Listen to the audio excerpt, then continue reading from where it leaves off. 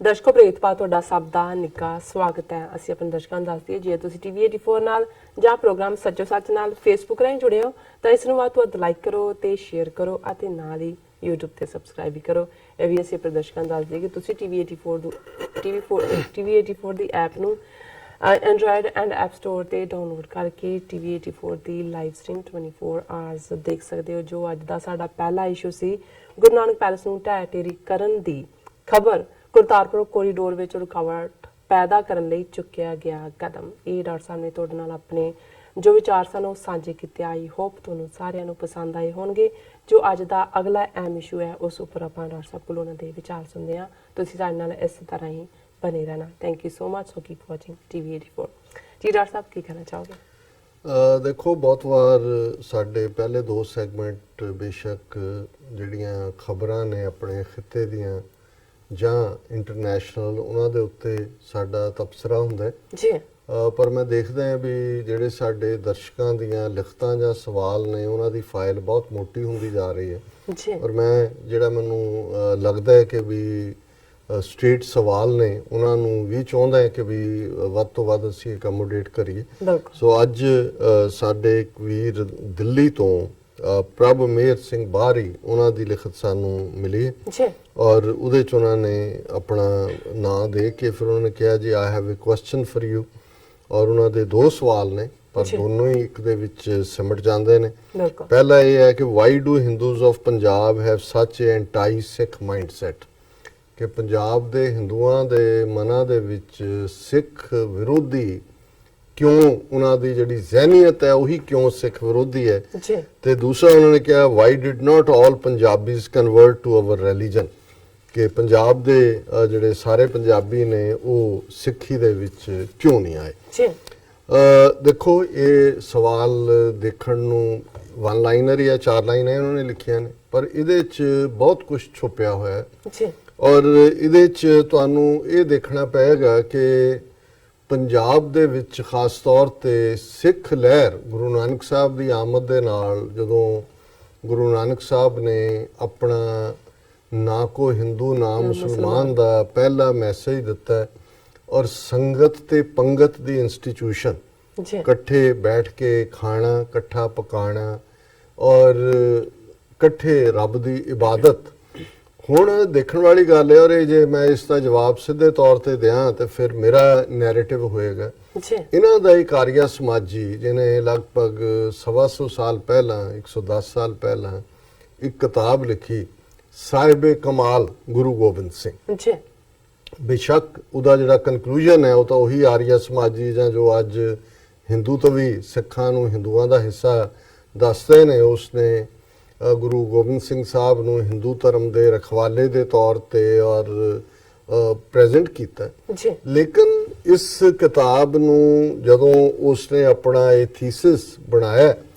ਤੇ ਉਹਨੇ ਇਹ ਕਿਹਾ ਕਿ ਵੀ ਇੱਕ ਗੱਲ ਮੈਨੂੰ ਹਮੇਸ਼ਾ ਬਾਦਰ ਕਰਦੀ ਸੀ ਕਿ ਬ੍ਰਾਹਮਣਵਾਦ ਨੇ, ਹੁਣ ਜਦੋਂ ਅਸੀਂ ਬ੍ਰਾਹਮਣਵਾਦ ਕਹਿੰਦੇ ਹਾਂ, ਇਹ ਉਹ ਆਈਡੀਓਲੋਜੀ ਜਿਹੜੀ ਬ੍ਰਾਹਮਣ ਕਸ਼ਤਰੀ ਵੈਸ਼ ਸ਼ੂਦ ਜ਼ਾਤ ਪਾਤ ਦੇ ਉੱਤੇ ਖੜੀ ਹੈ। ਰਿਗਵੇਦ ਦੇ ਨਾਲ ਜਿਹਦੀ ਸ਼ੁਰੂਆਤ ਹੁੰਦੀ ਹੈ, 4 ਸਦੀਆਂ ਦੀ ਇਹਨਾਂ ਦੀ 4000 ਸਾਲ ਦੀ ਲਗਭਗ ਡੋਮੀਨੈਂਸ ਹੈ। ਹੁਣ ਲਾਲਾ ਦੌਲਤ ਰਾਏ ਇੱਕ ਆਰੀਆ ਸਮਾਜੀ, ਉਹ ਕਹਿੰਦਾ ਹੈ ਕਿ ਇਹ ਗੱਲ ਮੈਨੂੰ ਹਮੇਸ਼ਾ ਬਾਦਰ ਕਰਦੀ ਸੀ ਕਿ ਬ੍ਰਾਹਮਣਵਾਦੀਆਂ ਨੇ ਉਨੀ ਇਸਲਾਮ ਦੀ ਮੁਖਾਲਫਤ ਨਹੀਂ ਕੀਤੀ ਜਿੰਨੀ ਸਿੱਖੀ ਦੀ ਕੀਤੀ। ਔਰ ਇਹਦੇ ਲਈ ਵੀਰ ਪ੍ਰਭ ਮੇਹਰ ਸਿੰਘ ਬਾਹਰੀ ਜੀ, ਤੁਸੀਂ ਇਤਿਹਾਸ ਤੋਂ ਜ਼ਰੂਰ ਵਾਕਿਫ ਹੋਵੋਗੇ।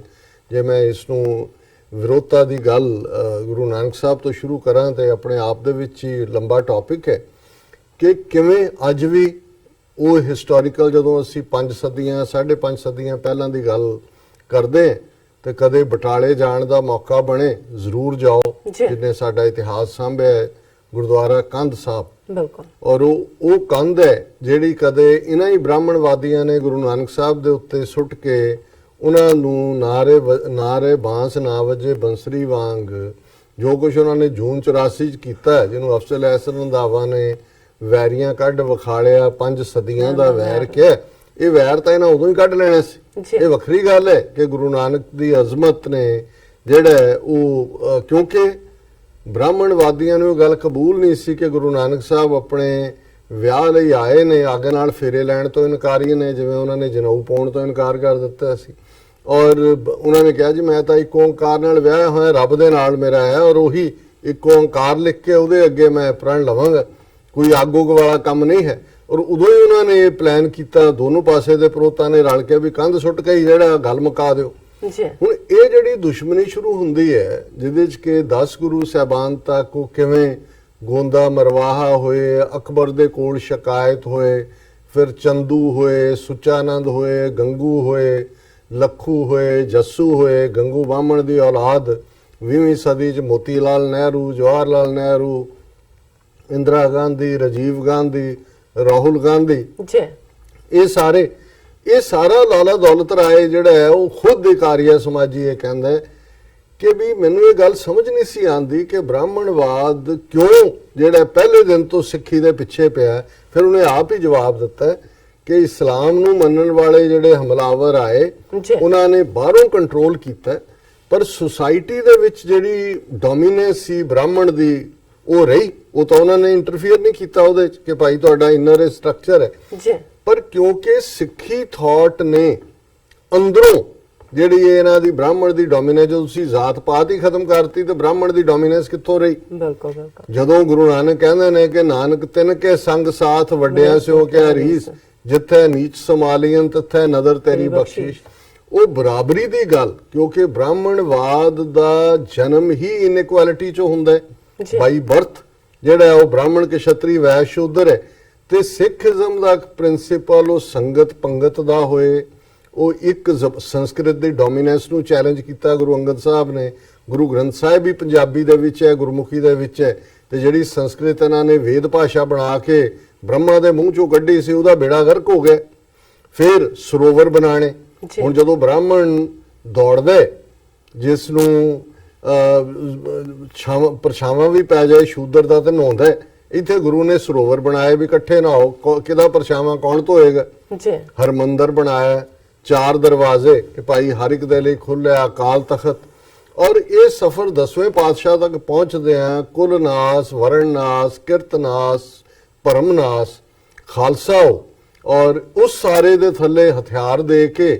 ਔਰ ਜਿਨ੍ਹਾਂ ਨੂੰ ਸ਼ੂਦਰ ਬਣਾਇਆ ਹੋਇਆ ਸੀ ਬ੍ਰਾਹਮਣ ਨੇ, ਜਿਹਨੂੰ ਗੁਰੂ ਸਾਹਿਬ ਨੇ ਫਰਮਾਇਆ ਇਨ ਗਰੀਬ ਸਿੱਖਨ ਕੋ ਦੇਉ ਪਾਤਸ਼ਾਹੀ, ਇਹ ਯਾਦ ਰੱਖੇ ਹਮਰੀ ਗੁਰਿਆਈ। ਸੋ ਜ਼ਾਹਰ ਹੈ ਕਿ ਵੀ ਬ੍ਰਾਹਮਣਵਾਦ ਦਾ ਇਹ ਪਾਰਟ ਕਿਉਂ ਨਾ ਹਿੰਦੂ ਥਾਟ ਜਿਹੜਾ ਬ੍ਰਾਹਮਣਵਾਦ ਦਾ ਪੈਰੋਕਾਰ ਸੀ ਉਹਨੂੰ ਸਿੱਖੀ ਚੁੱਭਦੀ। ਤੇ ਜ਼ਾਹਰ ਹੈ ਕਿ ਵੀ ਸਭ ਤੋਂ ਪਹਿਲਾਂ ਤਾਂ ਚੁੱਭਣ ਸ਼ਰੀਕ ਨੂੰ ਹੁੰਦੀ ਹੈ, ਨਾਲ ਦੇ ਉਹ ਰਹਿ ਰਿਹਾ ਹੁੰਦਾ, ਤਾਇਆ ਹੋਏ, ਚਾਚਾ ਹੋਏ, ਉਹਦੇ ਪੁੱਤ ਹੋਣ, ਉਹ ਤੁਹਾਡੇ ਪਹਿਲੇ। ਸੋ ਪੰਜਾਬੀ ਹਿੰਦੂ, ਔਰ ਇਹਦੇ ਚ ਇੱਕ ਗੱਲ, ਜਦੋਂ ਜੇ ਅਸੀਂ ਮਲਕ ਭਾਗੋ ਭਾਈ ਲਾਲੋ ਦਾ ਸਾਖੀ ਵੀ ਦੇਖਦੇ ਤੇ ਜਿਹੜੀ ਤਕਲੀਫ ਮਲਕ ਭਾਗੋ ਨੂੰ ਸੀ ਕਿ ਜੀ ਮੇਰੇ ਬ੍ਰਹਮ ਭੋਜ ਤੇ ਤੁਸੀਂ ਨਹੀਂ ਆਏ, ਗੁਰੂ ਨਾਨਕ ਸਾਹਿਬ ਨੂੰ ਕਿਹਾ, ਤੇ ਇੱਕ ਤਰਖਾਣ ਬਾਡੀ ਸੁੱਤ ਲਾਲੋ ਉਹਦੇ ਤੁਸੀਂ ਘਰ ਬੈਠੇ ਹੋ, ਉਹਦੀਆਂ ਕੋਦਰੇ ਦੀਆਂ ਰੋਟੀਆਂ ਖਾ ਰਹੇ ਹੋ, ਮੇਰੇ ਮਾਲ ਪੂੜੇ ਨੂੰ ਤੁਸੀਂ ਨਕਾਰੇ। ਸੋ ਜ਼ਾਹਰ ਹੈ ਕਿ ਜਿਹੜਾ ਪੰਜਾਬ ਦਾ ਹਿੰਦੂ ਹੈ ਉਹ ਜ਼ਾਹਰਾ ਤੌਰ ਦੇ ਉੱਤੇ, ਕਿਉਂਕਿ ਹਾਈ ਕਾਸਟ ਸੀ, ਸ਼ੂਦਰ ਨੂੰ ਤਾਂ ਕੋਈ ਪ੍ਰੋਬਲਮ ਨਹੀਂ ਸੀ, ਉਹਨੂੰ ਤਾਂ ਸਟੇਟਸ ਐਲੀਵੇਟ ਹੋਇਆ, ਉਹ ਤਾਂ ਵਿਚਾਰੇ ਦੀ ਹੋਂਦ ਹੀ ਨਹੀਂ ਸੀ। ਲੇਕਿਨ ਬ੍ਰਾਹਮਣ ਔਰ ਕਸ਼ਤਰੀ ਜਿਹੜੇ ਸੀ ਉਹਨਾਂ ਨੂੰ ਲੱਗਾ ਕਿ ਸ਼ੂਦਰਾਂ ਦੇ ਨਾਲ ਮਿਲਾ ਕੇ ਸਾਡਾ ਸਟੇਟਸ ਥੱਲੇ ਕਰ ਦਿੱਤਾ।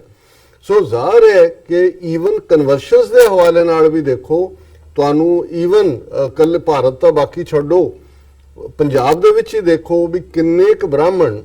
ਜਾਂ ਕਿੰਨੇ ਕੁ ਕਸ਼ਤਰੀ ਜਿਹੜੇ ਖੱਤਰੀ ਨੇ ਜਾਂ ਕਿੰਨੇ ਕੁ ਈਵਨ ਵੈਸ਼ ਉਹ ਸਿੱਖੀ ਚ ਕਨਵਰਟ ਹੋਏ, ਕਿਉਂਕਿ ਉਹਨਾਂ ਦੇ ਲਈ ਤਾਂ ਲੂਜ਼ਿੰਗ ਆਫ ਸਟੇਟਸ ਸੀ, ਉਹ ਤਾਂ ਆਲਰੇਡੀ ਉੱਚੇ ਡੰਡਿਆਂ ਦੇ ਉੱਤੇ ਬੈਠੇ ਹੋਏ ਸੀ। ਸ਼ੂਦਰਾਂ ਦੇ ਨਾਲ ਬਹਿਣਾ, ਉਹਨੂੰ ਬ੍ਰਾਹਮਣ ਨੂੰ ਸ਼ੂਦਰ ਬਣਾ ਦਿੰਦੇ, ਕਸ਼ਤਰੀ ਨੂੰ ਸ਼ੂਦਰ ਬਣਾ ਦਿੰਦਾ, ਵੈਸ਼ ਨੂੰ ਸ਼ੂਦਰ ਬਣਾ ਦਿੰਦਾ। ਸੋ ਇਹੀ ਕਾਰਨ ਹੈ ਮੁੱਢਲੇ ਤੌਰ ਦੇ ਉੱਤੇ, ਜੇ ਇਹਨੂੰ ਫਿਲਸਫੀਕਲੀ ਸਮਝਣਾ ਹੋਏ, ਕਿ ਬ੍ਰਾਹਮਣਵਾਦ ਨੂੰ ਤਾਂ ਸਿੱਖੀ ਜਿਹੜੀ ਉਹ ਜ਼ਹਿਰ ਵਾਂਗ ਲੱਗਦੀ ਸੀ ਪਹਿਲੇ ਦਿਨ ਤੋਂ ਹੀ। ਫਿਰ ਕਿਉਂਕਿ ਸਿੱਖਾਂ ਦੇ ਕੋਲ ਹਥਿਆਰ, ਪਾਵਰ ਦੂਜੇ ਤੀਜੇ ਆਏ, ਫਿਰ ਇਹਨਾਂ ਦਾ ਡਰਾਮਾ ਜਿਹਾ ਸ਼ੁਰੂ ਹੋ ਗਿਆ ਜੀ, ਇੱਕ ਅੱਧਾ ਮੁੰਡਾ ਸਿੱਖ ਬਣਾ ਦਿਓ, ਕਿਉਂਕਿ ਮੁਸਲਮਾਨਾਂ ਤੋਂ ਬਚਾ ਲਈ ਕਦੇ ਸਿੱਖ ਜਥਿਆਂ ਦੀ ਵੀ ਲੋੜ ਪੈਂਦੀ ਹੈ। ਪਰ ਐਨ ਜਦੋਂ ਸਿੱਖ ਰਾਜ ਗਿਆ, ਇਹਨਾਂ ਦੀ ਸਾਜ਼ਿਸ਼ਾਂ ਦੀ ਬਦੌਲਤ ਹੋ ਰਹੇ ਧਿਆਨ ਸਿੰਘ, ਗੁਲਾਬ ਸਿੰਘ, ਸੁਚੇਤ ਸਿੰਘ, ਜੰਮੂ ਦੇ ਡੋਗਰੇ ਕੌਣ ਸੀ? ਬ੍ਰਾਹਮਣਵਾਦ ਦੇ ਪੈਰੋਕਾਰ। ਲਾਲ ਸਿੰਘ, ਤੇਜ ਸਿੰਘ, ਜਿਹੜੇ ਆਪਣੇ ਨਾਲ ਮਿਸ਼ਰ ਲਿਖਦੇ ਸੀ, ਇਹ ਸਾਰਸਵਤ ਬ੍ਰਾਹਮਣ ਸੀ ਯੂਪੀ ਦੇ। ਸੋ ਇਹਨਾਂ ਨੇ ਸਾਜ਼ਿਸ਼ਾਂ ਕਰਕੇ ਸਿੱਖ ਰਾਜ ਅੰਗਰੇਜ਼ਾਂ ਦੇ ਭੇਟੇ ਪਾ ਦਿੱਤਾ ਹੈ। ਔਰ ਉਸ ਤੋਂ ਇੱਕਦਮ ਬਾਅਦ ਅਸੀਂ ਦੇਖਦੇ ਹਾਂ ਸਵਾਮੀ ਦਇਆਨੰਦ, ਅਗੇਨ ਸਾਰਸਵਤ ਬ੍ਰਾਹਮਣ ਗੁਜਰਾਤ ਦਾ, ਤੁਹਾਨੂੰ ਗੁਜਰਾਤੀ ਆਰੀਆ ਸਮਾਜੀ ਨਹੀਂ ਮਿਲੇਗਾ। ਉਹਨੂੰ ਵੀ ਪੰਜਾਬ ਦਾ ਹਿੰਦੂ ਜਿਹੜਾ ਆਰੀਆ ਸਮਾਜ, ਪਹਿਲਾਂ ਪੰਜਾਬ ਦੇ ਵਿੱਚ ਉਹਦੀਆਂ ਜੜ੍ਹਾਂ ਲੱਗੀਆਂ ਦਇਆਨੰਦ ਦੀਆਂ।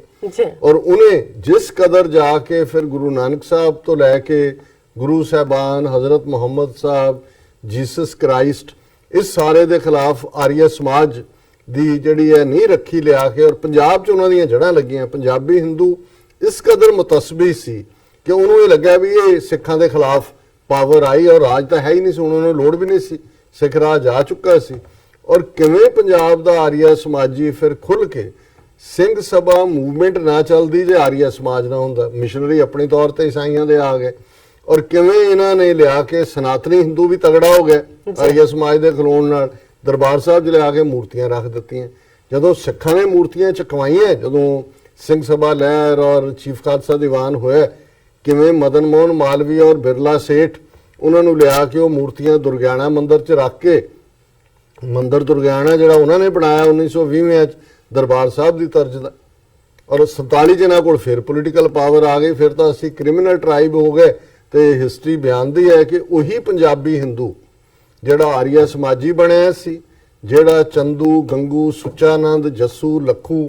ਉਹਨਾਂ ਦੇ ਫੋਰਮ ਦੇ ਵਿੱਚ ਕਦੇ ਗੁਰੂ ਦੇ ਸਾਹਿਬਜ਼ਾਦਿਆਂ ਨੂੰ ਵੀ ਸੱਪਾਂ ਦੇ ਬੱਚੇ ਸੱਪ ਦੱਸਦਾ ਸੀ। 1951 ਦੇ ਵਿੱਚ ਜਦੋਂ 40% ਸਿੱਖ ਜਿਹੜੇ ਨੇ ਉਹ ਪਨਾਹਗੀਰ ਬਣ ਕੇ ਬੈਠੇ ਨੇ ਰਿਫਿਊਜੀ ਕੈਂਪਾਂ 'ਚ, ਪਹਿਲੀ ਮਰਦਮਸ਼ੁਮਾਰੀ ਹੁੰਦਾ, ਉਹ ਕਹਿੰਦੇ ਵੀ ਪੰਜਾਬੀ ਨੂੰ ਵੀ ਗਲੋਂ ਲਾਓ। ਉਹਨਾਂ ਨੇ ਕਿਹਾ ਜੀ ਸਾਡੀ ਬੋਲੀ ਨਹੀਂ ਹੈ ਪੰਜਾਬੀ, ਸਾਡੀ ਜ਼ਬਾਨ ਹਿੰਦੀ ਹੈ। ਔਰ ਉਹ ਇਹ ਨਾਰੇ ਉਦੋਂ ਹੀ ਊੜੀ ਈੜੀ ਨਹੀਂ ਪੜेंगे, केस कंगा कड़ा कृपान इनको भेजो पाकिस्तान, और सिगरेट बीड़ी पिएंगे शान के साथ जिएंगे। तुसी 1950 जो फॉलो करो 1961 ਦੀ ਮਰਦਮਸ਼ੁਮਾਰੀ ਫਿਰ। ਔਰ ਸਭ ਤੋਂ ਜ਼ਿਆਦਾ ਪੰਜਾਬੀ ਸੂਬੇ ਦਾ, ਕਦੇ ਬੰਗਾਲੀ ਨੂੰ ਕਹੋ ਬੰਗਾਲੀ ਹਿੰਦੂ ਹੈ ਕਿ ਮੁਸਲਮਾਨ ਹੈ, ਉਹਦੇ ਲਈ ਬੰਗਲਾ ਜ਼ਬਾਨ ਉਹਦੀ ਆਪਣੀ ਨੇਟਿਵ ਲੈਂਗੁਏਜ ਹੈ। ਇਹੀ ਹਰ ਜ਼ਬਾਨ 'ਚ ਦੁਨੀਆ 'ਚ ਕੋਈ ਐਸਾ ਕਪੂਤ ਨਹੀਂ ਜੰਮਿਆ ਜਿਹਨੇ ਆਪਣੀ ਮਾਂ ਬੋਲੀ ਨੂੰ ਡਿਸਓਨ ਕੀਤਾ ਹੋਇਆ ਪੰਜਾਬੀ ਹਿੰਦੂਆਂ ਨੂੰ ਛੱਡ ਕੇ। ਸੋ ਇਹ ਇੱਕ ਬੇਸਿਕ ਰੀਜ਼ਨ ਹੈ, ਕਿਉਂਕਿ ਔਰ ਹੁਣ ਦੇ ਪੀਰੀਅਡ 'ਚ ਵੀ ਤੁਸੀਂ ਦੇਖ ਲਓ, ਇਹ ਅਰੁਣ ਜੇਤਲੀ ਕੌਣ ਹੈ? ਇਹ ਚੀਫ ਇਲੈਕਸ਼ਨ ਕਮਿਸ਼ਨਰ ਅਰੋੜਾ, ਜਿਹਨੇ ਮੋਦੀ ਦੇ ਅੱਗੇ ਲੰਮੇ ਪੈ ਕੇ ਜਿਹੜਾ ਉਹਨੂੰ ਜਿਤਾਇਆ, ਉਹ EVM ਮਸ਼ੀਨਾਂ ਹੋਣ ਜਾਂ ਸਭ ਪੰਜਾਬੀ ਹਿੰਦੂ ਹਰ ਥਾਂ ਦੇ ਉੱਤੇ। ਔਰ ਜੋ ਈਵਨ ਜਦੋਂ ਪੰਜਾਬ 'ਚੋਂ ਸ਼ਾਹ ਕਮਿਸ਼ਨ ਦੇ ਨਾਂ ਥੱਲੇ ਪੰਜਾਬ ਦਾ ਪਾਣੀ ਖੋਇਆ, ਚੰਡੀਗੜ੍ਹ ਖੋਇਆ, ਪੰਜਾਬੀ ਬੋਲਦੇ ਇਲਾਕੇ ਖੋਏ, ਗੁਲਜ਼ਾਰੀ ਲਾਲ ਨੰਦਾ ਪੰਜਾਬੀ ਹਿੰਦੂ ਹੋਮ ਮਿਨਿਸਟਰ, ਔਰ ਇਹ ਜਿਹੜੇ ਲਾਲੇ ਸੀ ਜਲੰਧਰ ਦੇ ਜਗਤ ਨਾਰਾਇਣ ਔਰ ਵਰਿੰਦਰ ਔਰ ਯਸ਼ ਮਲਾਪ ਔਰ ਅਖਬਾਰਾਂ, ਇਹ ਗਏ ਜਗਤ ਨਾਰਾਇਣ ਕੋਲ ਕਿ ਜੀ आप हमें सिख भेड़िया के सामने फेंक रहे हैं, क्योंकि शास्त्री के वेले पंजाबी सूबे की मांग मन्नी गई। उन्हें कहा लाला जी फिक्र मत कीजिए, हम इनको ऐसा लूला लंगड़ा पंजाबी सूबा देंगे कि ये छोड़ के भागेंगे। वो भी गुलजारी लाल नंदा पंजाबी हिंदू, अरुण जेतली जिन्हें इन्हों का ब्लू आइड बॉय RSS का। और सब तो ज्यादा जे कोई फिरकू है, जे तुहानू ਬੰਗਾਲੀ, ਤਾਮਿਲ, ਤੇਲਗੂ, ਹੁਣ ਤਾਂ ਹਿੰਦੂ ਨੈਸ਼ਨਲਿਜ਼ਮ ਦਾ ਪ੍ਰਭਾਵ ਸਾਊਥ 'ਚ ਵੀ ਹੈ, ਲੇਕਿਨ ਜੇ ਕੋਈ ਸਭ ਤੋਂ ਵੱਡਾ ਸਿੱਖਾਂ ਦਾ ਦੋਖੀ ਔਰ ਦੂਸਰਾ ਤੇ ਉਹ ਪੰਜਾਬੀ ਹਿੰਦੂ ਰਿਹਾ ਔਰ ਅੱਜ ਵੀ ਹੈ। ਔਰ BJP ਭਾਰਤੀ ਜਨਸੰਘ ਦੀਆਂ ਜੜ੍ਹਾਂ ਵੀ ਸਭ ਤੋਂ ਜ਼ਿਆਦਾ ਪੰਜਾਬ 'ਚ ਹੀ ਲੱਗੀਆਂ ਸੀ। ਔਰ ਜਿਹੜਾ ਦੂਸਰਾ ਪਾਰਟ ਹੈ ਕਿ ਭਾਈ ਕਿਉਂ ਨਹੀਂ ਕਨਵਰਟ ਹੋਏ, ਉਹਦੇ 'ਚ ਇਹੀ ਲੋਕ, ਇਹਨਾਂ ਦੇ ਕੋਲ ਹੀ ਪੈਸਾ ਵੀ ਸੀ, ਸੇਠ ਸੀ, ਇਹੀ ਸੀ। ਔਰ ਦੂਜਾ ਪਾਰਟ ਮੈਂ ਸਮਝਦਾ ਵੀ ਕਿਉਂਕਿ ਸਿੱਖ ਧਰਮ ਪ੍ਰੋਸੈਲਿਟਾਈਜ਼ਿੰਗ ਧਰਮ ਨਹੀਂ ਹੈ, ਅਸੀਂ ਦੂਸਰੇ ਮਜ਼ਹਬਾਂ ਵਾਂਗ ਜਾ ਕੇ ਕਿਸੇ ਨੂੰ ਕਨਵਰਟ ਕਰਨ 'ਚ ਯਕੀਨ ਨਹੀਂ ਰੱਖਦੇ। ਔਰ ਇਹੀ ਕਾਰਨ ਹੈ ਕਿ ਜਦੋਂ ਸਿੱਖਾਂ ਦੇ ਕੋਲ ਪੋਲੀਟੀਕਲ ਪਾਵਰ ਵੀ ਆਈ, ਬੰਦਾ ਸਿੰਘ ਬਹਾਦਰ ਦੇ ਵੇਲੇ, 12 ਮਿਸਲਾਂ ਦੇ ਵੇਲੇ, ਫਿਰ ਮਹਾਰਾਜਾ ਰਣਜੀਤ ਸਿੰਘ ਦੇ ਪੀਰੀਅਡ 'ਚ ਇੱਕ ਵੀ ਹਿੰਦੂ ਜਾਂ ਮੁਸਲਮਾਨ ਨੂੰ ਜਿਹੜਾ ਉਹ ਸਿੱਖ ਕਨਵਰਟ ਨਹੀਂ ਕੀਤਾ ਗਿਆ। ਰਾਜ ਸ਼ਕਤੀ ਦਾ ਗਲਤ ਹਾਂ ਕੋਈ ਆਪਣੇ ਪਿਆਰ ਨਾਲ ਕੋਈ ਹੁੰਦਾ, ਪਰ ਫਿਰ ਵੀ ਸਿੱਖ ਧਰਮ 'ਚ ਈਵਨ ਜਿਹੜੇ ਮਚ ਮਲਾਈਂਡ ਸੰਤ ਪਿੰਡਾਂ ਵਾਲੇ ਇਹਨਾਂ ਪੰਜਾਬੀ ਹਿੰਦੂਆਂ ਔਰ ਇਹਨਾਂ ਦੇ ਮੀਡੀਆ ਵੱਲੋਂ ਰਹੇ ਨੇ, ਉਹਨਾਂ ਦਾ ਹਮੇਸ਼ਾ ਇਹ ਕਹਿਣਾ ਸੀ ਕਿ ਹਿੰਦੂ ਜਿਹੜਾ ਉਹ ਸੱਚਾ ਹਿੰਦੂ ਬਣੇ ਮੁਸਲਮਾਨ ਸੱਚਾ ਮੁਸਲਮਾਨ ਬਣੇ ਔਰ ਆਪਣੇ ਸਿੱਖਾਂ ਨੂੰ ਕਹਿੰਦੇ ਸੀ ਕਿ ਭਾਈ ਤੁਸੀਂ ਗੁਰੂ ਦੇ ਪੁੱਤਰ ਹੋ ਜੀ ਤੁਸੀਂ ਆਪਣੇ ਗੁਰੂ ਦੇ ਰਸਤੇ ਤੇ ਗੁਰੂ ਵਰਗਾ ਜੋ ਤੁਹਾਨੂੰ ਖਾਲਸੇ ਦਾ ਰੂਪ ਦਿੱਤਾ ਹੈ ਨਸ਼ਿਆਂ ਤੋਂ ਆਜ਼ਾਦ ਗੁਰੂ ਨੂੰ ਪਿਆਰ ਕਰਨ ਵਾਲੇ ਸੋ ਇਹ ਵੀ ਇੱਕ ਵੱਡਾ ਰੀਜ਼ਨ ਹੈ ਕਿ ਵੀ ਅਸੀਂ ਜਿਹੜਾ ਦੂਸਰਿਆਂ ਦੇ ਮਜ਼ਹਬਾਂ ਦਾ ਵੀ ਸਤਿਕਾਰ ਕਰਦੇ ਇਹਦੇ ਨਾਲ ਹੀ ਇਹ ਜਿਹੜਾ ਸਾਡਾ ਰਸਤਾ ਹੈ ਇਹ ਮੰਨਦਾ ਹੈ ਕਿ ਭਾਈ ਕੋਈ ਵੀ ਆਪਣੇ ਆਪਣੇ ਰਸਤੇ ਤੇ ਔਰ ਇਹੀ ਕਾਰਨ ਸੀ ਕਿ ਜਦੋਂ ਗੁਰੂ ਨਾਨਕ ਸਾਹਿਬ ਨੂੰ ਬਗਦਾਦ ਦੇ ਵਿੱਚ ਇਹ ਪੁੱਛਿਆ ਉਸ ਡਿਬੇਟ ਦੇ ਵੇਲੇ ਕਿ ਪੁੱਛਣ ਖੋਲ ਕਿਤਾਬ ਨੂੰ ਹਿੰਦੂ ਵੱਡਾ ਕਿ ਮੁਸਲਮਾਨ ਹੋਈ ਬਾਬਾ ਆਖੇ ਹਾਜੀਆਂ ਸ਼ੁਭ ਅਮਲਾਂ ਬਾਝੋਂ ਦੋਨੋਂ ਰੋਈ ਕਿ ਭਈ ਰੱਬ ਦੀ ਦਰਗਾਹ ਦੇ ਵਿੱਚ ਤਾਂ ਫੈਸਲਾ ਅਮਲ ਦੇ ਨਾਲ ਹੋਣਾ ਜਿਹਨੂੰ ਅਲਾਮਾ ਇਕਬਾਲ ਨੇ ਕਿਹਾ ਅਮਲ ਸੇ ਜ਼ਿੰਦਗੀ ਬਣਤੀ ਹੈ जन्नत भी जहन्नम भी ये खाकी अपनी फितरत से ना नूरी है ना नारी है ना ही वो अग है माया दी ना ही वो रब दा नूर है और यही ਜਦੋਂ 10ਵੇਂ ਪਾਤਸ਼ਾਹ ਨੂੰ ਬਹਾਦਰ ਸ਼ਾਹ ਦੇ ਵੇਲੇ ਜਿਹੜਾ ਇੱਕ ਉਹਨਾਂ ਦੇ ਇਸਲਾਮਿਕ ਆਲਮ ਨੇ ਪੁੱਛਿਆ ਗੁਰੂ ਸਾਹਿਬ ਨੂੰ ਕਿ ਮਜ਼ਹਬ ਹਿੰਦੂ ਖੂਬ ਕਿ ਮੁਸਲਮਾਨ ਖੂਬ ਤੇ ਗੁਰੂ ਸਾਹਿਬ ਨੇ ਉਹੀ ਜਵਾਬ ਕਿ ਹਿੰਦੂ को हिंदू खूब ਮੁਸਲਮਾਨ ਕੋ ਮੁਸਲਮਾਨ ਹੋ ਪਰ ਗੱਲ ਅਲਟੀਮੇਟਲੀ ਇਹ ਹੈ ਕਿ ਤੁਹਾਡੀ ਜ਼ਿੰਦਗੀ ਦੇ ਵਿੱਚ ਅਮਲ ਕੀ ਹੈ ਬਿਲਕੁਲ ਇਹ ਡਿਸਾਈਡ ਕਰੇਗਾ ਕਿ ਤੁਸੀਂ ਰੱਬ ਦੇ ਨੇੜੇ ਹੋ ਕਿ ਦੂਰ ਹੋ ਸੋ ਪ੍ਰਮੇਰ ਸਿੰਘ ਬਾਰੇ ਜੀ ਤੁਹਾਡਾ ਬਹੁਤ ਬਹੁਤ ਸ਼ੁਕਰੀਆ ਤੁਸੀਂ ਸਾਨੂੰ ਫੇਕੂ ਮੋਦੀ ਦੇ ਦੇਸ਼ ਭਾਰਤ ਦੀ ਰਾਜਧਾਨੀ ਚੋਂ ਲਿਖਿਆ ਜੀ ਡਾਕਟਰ ਸਾਹਿਬ ਇੱਥੇ ਨੇ ਬ੍ਰੇਕ ਤੋਂ ਪਹਿਲਾਂ ਅਸੀਂ ਆਪਣੇ ਦਰਸ਼ਕਾਂ ਤੇ ਸਰੋਤਿਆਂ ਨੂੰ ਫਿਰ ਦੁਬਾਰਾ ਅਪੀਲ ਤੇ ਬੇਨਤੀ ਕਰਦੀ ਹੈ ਵੀਅਰਸ ਜਿਸ ਤਰ੍ਹਾਂ ਕਿ ਤੁਸੀਂ ਜਾਣਦੇ ਹੋ ਕਿ ਟੀਵੀ 84 ਮਨੁੱਖੀ ਹੱਕਾਂ ਦਾ ਪਹਿਰੇਦਾਰ ਹੈ ਟੀਵੀ 84 ਸਿੱਖਾਂ ਕਸ਼ਮੀਰੀਆਂ ਅਤੇ ਭਾਰਤ ਦੀਆਂ